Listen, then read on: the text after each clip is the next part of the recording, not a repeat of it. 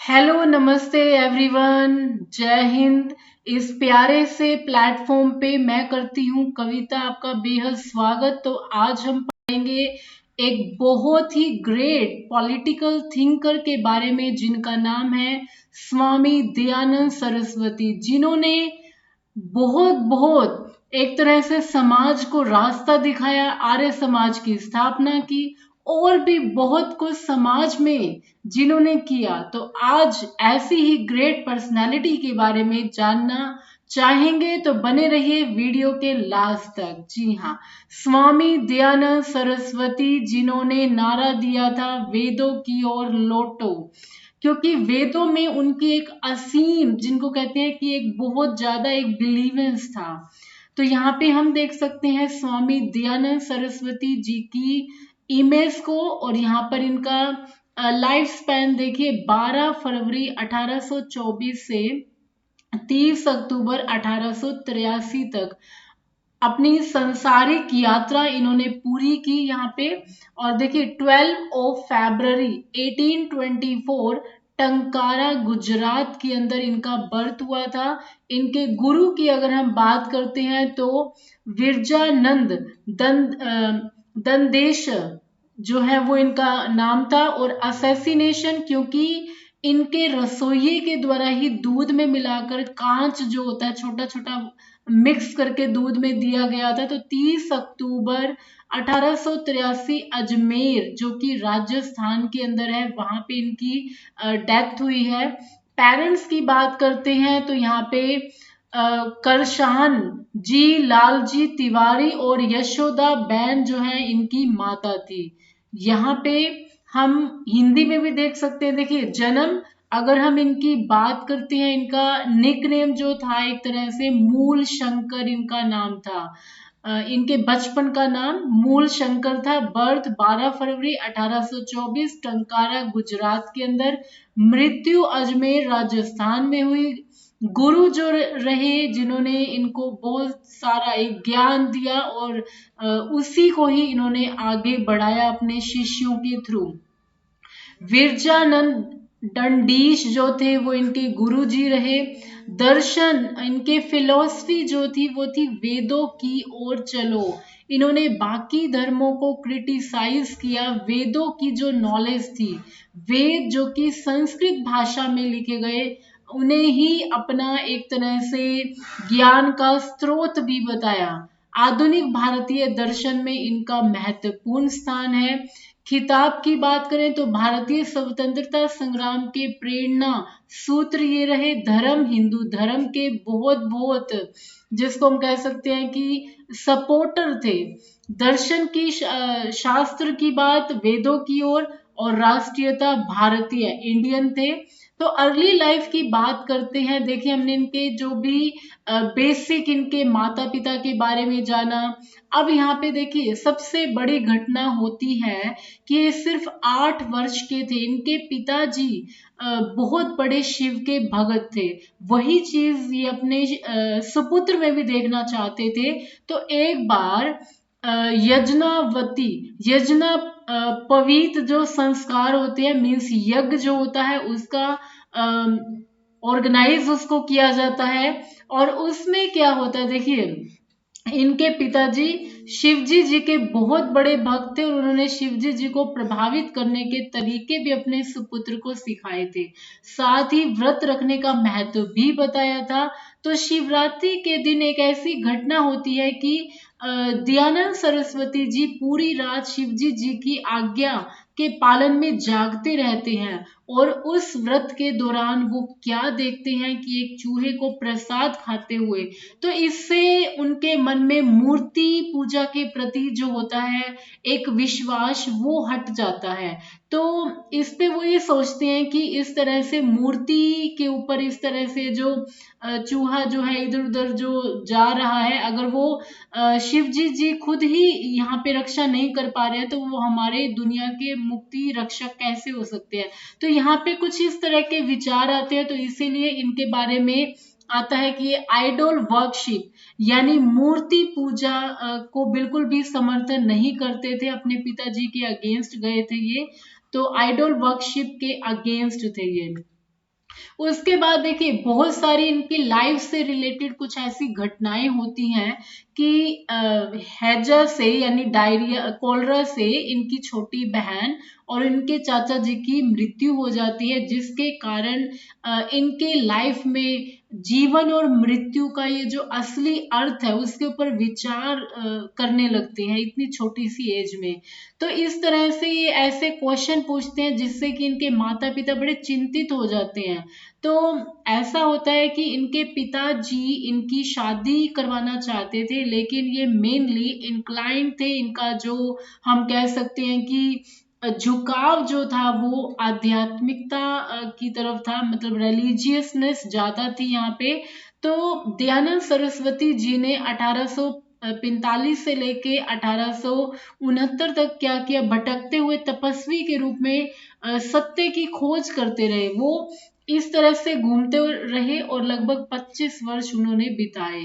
तो ऐसा होता है, देखिए यहाँ पे इनको फिर विरजानंद दंडीश जी मिलते हैं जो कि इनके धार्मिक गुरु होते हैं और जो इनको पाठ पढ़ाते हैं, इनकी जो भी जिज्ञासा होती है, जो भी क्वेश्चंस होते हैं उनको दूर करते हैं।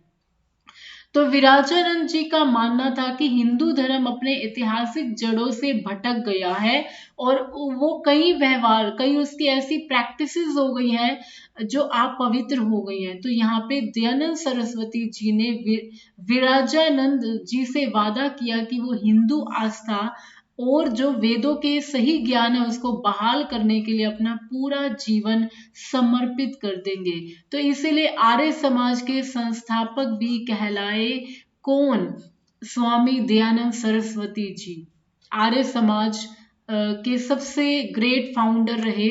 यहाँ पे हम देख सकते हैं इनकी जो भी राइटिंग्स रही, अप्रोक्सीमेटली 60 से भी ज्यादा बुक्स इन्होंने लिखी है, लेकिन उनमें से भी कुछ चुनिंदा हमने अपने इस प्रेजेंटेशन में ली हैं। तो हम देख सकते हैं सत्यार्थ प्रकाश, अक्सर क्वेश्चन पूछा जाता है कॉम्पिटिटिव एग्जाम्स में भी कि सत्यार्थ प्रकाश यानी सत्य के प्रकाश के लिए ही इन्होंने लगभग 25 साल एक तरह से घूमने का काम किया, पूरे इंडिया का भ्रमण किया। तो ये इनके द्वारा सबसे फेमस बुक है जो लिखी गई है। इसके अलावा व्यवहार भानु बुक लिखी गई स्वामी दयानंद सरस्वती जी के द्वारा, संस्कार विधि इनके द्वारा लिखी गई।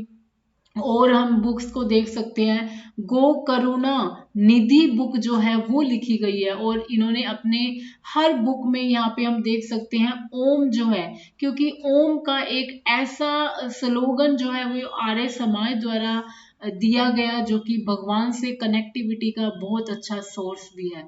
उसके बाद हम देख सकते हैं कि आर्य भी विनय जो है ये इनके द्वारा लिखी गई। उसके बाद है ऋग्वेदादि भाष्य भूमिका, ये बुक भी इनके द्वारा लिखी गई। तो यहाँ पे नेक्स्ट बुक हम देख सकते हैं the teaching of the Bhagavad Gita. Bhagavad Gita अपने आप में बहुत बड़ा ज्ञान समेटे हुए है, जहाँ पे हम देखते हैं कि श्री कृष्ण जी द्वारा दिया गया ज्ञान अर्जुन को बहुत बड़ा रास्ता दिखाता है कि जब वो युद्ध लड़ने से मना कर देते हैं तो श्री कृष्ण भगवान उन्हें ज्ञान का एक पुंज, हम कह सकते हैं कि दुनिया को भी उन्होंने कर्म भूमि जो होती है उसमें उतारा है। यहाँ पे हम देख सकते हैं in the vision of Vedanta, यहाँ पे इनकी जितने भी बुक्स लिखी गई हैं वेदों की इम्पोर्टेंस को सबसे पहले इन्होंने रखा है। इसके अलावा इंग्लिश में भी कुछ बुक्स हैं, स्ट्रेस फ्री लिविंग है और the problem is you the solution is you. Swami Dayanand Saraswati ji की बहुत अच्छी राइटिंग इस बुक में हम देख सकते हैं। वेदांता 24:7 यहाँ पे है। फ्रीडम इन रिलेशनशिप और इसके अलावा संध्या दर्पण बुक इनके द्वारा लिखी गई और उसके अलावा है कैनो उपनिषद जो है ये बुक भी स्वामी दयानंद सरस्वती जी के द्वारा लिखी गई। तो अब हम पढ़ते हैं इनके थॉट्स कैसे थे। हमने देखा कि आर्य समाज की स्थापना इन्होंने की। तो दयानंद सरस्वती जी की जो क्रिएशन थी आर्य समाज, आज भी इनके नाम पे डीएवी स्कूल्स कॉलेजेस खुले हुए हैं, दयानंद एंग्लो वैदिक इसकी फुल फॉर्म हो जाएगी। और इन्होंने कई सारी जो समाज में बुराइयां थी, या हम कह सकते हैं कि कई सारे धर्म थे उनकी, इन्होंने जो उनके अंदर एक तरह से प्रैक्टिसेस चल रही थी उसकी आलोचना की थी। तो यहाँ पे हम देख सकते हैं उन प्रैक्टिसेस में से क्या था जो समाज में काफी ज्यादा प्रोमिनेंट था उस टाइम। एक है आइडल वर्कशिप, यानी मूर्ति पूजा का इन्होंने विरोध किया था। एनिमल सेक्रीफाइसेस, यानी जानवरों की बलि जो चढ़ाई जाती है उसके खिलाफ इन्होंने काफी हम कह सकते हैं कि आवाज उठाई थी, और ये गलत भी होता है पशुओं की बलि चढ़ाना। पिलग्रिमेजेस हो गए अलग अलग तीर्थ स्थान पे, मतलब इस तरह से इनको थोड़ा सा इन्होंने क्रिटिसाइज किया है। प्रिस्ट क्राफ्ट हो गया, यानी मंदिरों में जो एक तरह के हम कह सकते हैं कि पुजारी टाइप में इस तरह की जो चीजें हैं। ऑफरिंग मेड इन टेम्पल्स, यानी मंदिरों में जो प्रसाद चढ़ाया जाता है। The caste system, the child marriages, meat eating यानी नॉन वेज, इसको भी बहुत ज्यादा इन्होंने क्रिटिसाइज किया। एंड डिस्क्रिमिनेशन अगेंस्ट वुमेन, क्योंकि उस समय बहुत ज्यादा समाज में हम कह सकते हैं कि स्त्रियों और पुरुषों में जो भेदभाव होता था, जो एक डिस्क्रिमिनेशन था, उसके अगेंस्ट भी उन्होंने आवाज उठाई है। और उन्होंने ये कहा था कि इस तरह की जो भी प्रैक्टिस समाज में हो रही हैं उनको बंद करना चाहिए, क्योंकि ये एक अच्छी भावना तभी डेवलप होगी, और वेदों की बुद्धिमत्ता जो है वो इस तरह से नहीं है, वो इसके विपरीत है। तो इन्होंने देखिए सन्यासी का एसेट्रिक जो था, मतलब वो जीवन बिताया, एक बॉयहुड से लेके एक स्कॉलर तक, जब तक कि एक विद्वान बने। और इनका इनफेलिबल अथॉरिटी, जो हम कह सकते हैं कि वेदों के प्रति, वेदों में इनका जो था बहुत बहुत एक बिलीवेंस था, क्योंकि इनका कहना था कि वेद हमें जीवन का सार दिखाते हैं। और इसके अलावा इन्होंने कर्म जो होते हैं, मीन्स हमारे जो भी एक्टिविटीज होती है, जो काम हम करते हैं, उनके ऊपर मेनली फोकस किया था। और पुनर्जन्म, जो हम कह सकते हैं कि रिनकारनेशन जो है, उस सिद्धांत की वकालत की थी, उसको एडवोकेट किया था, उसको पसंद किया था। और इन्होंने ब्रह्मचर्य और भगवान की भक्ति सहित ब्रह्मचर्य के वैदिक आदर्शों पर भी जोर दिया था। तो दयानंद सरस्वती जी के योगदानों में महिलाओं के प्रति समान अधिकारों को बढ़ावा दिया गया था। और शिक्षा का जो अधिकार होता है, मीन्स एजुकेशन जो होती है, अगर हम अपनी सोसाइटी को एजुकेट करेंगे तो ही बेटर वे से हम अपनी प्रॉब्लम्स को रख सकते हैं, और एक अवेयरनेस, एक जागरूकता लोगों में ला सकते हैं। तो भारतीय शास्त्रों का पठन पाठन हो गया संस्कृत में, वैदिक संस्कृत के साथ साथ हिंदी में भी वेदों में उन्होंने टीका टिप्पणी की, मीन्स वहां पे भी उन्होंने अपने जो पॉइंट्स होते हैं वो रखे।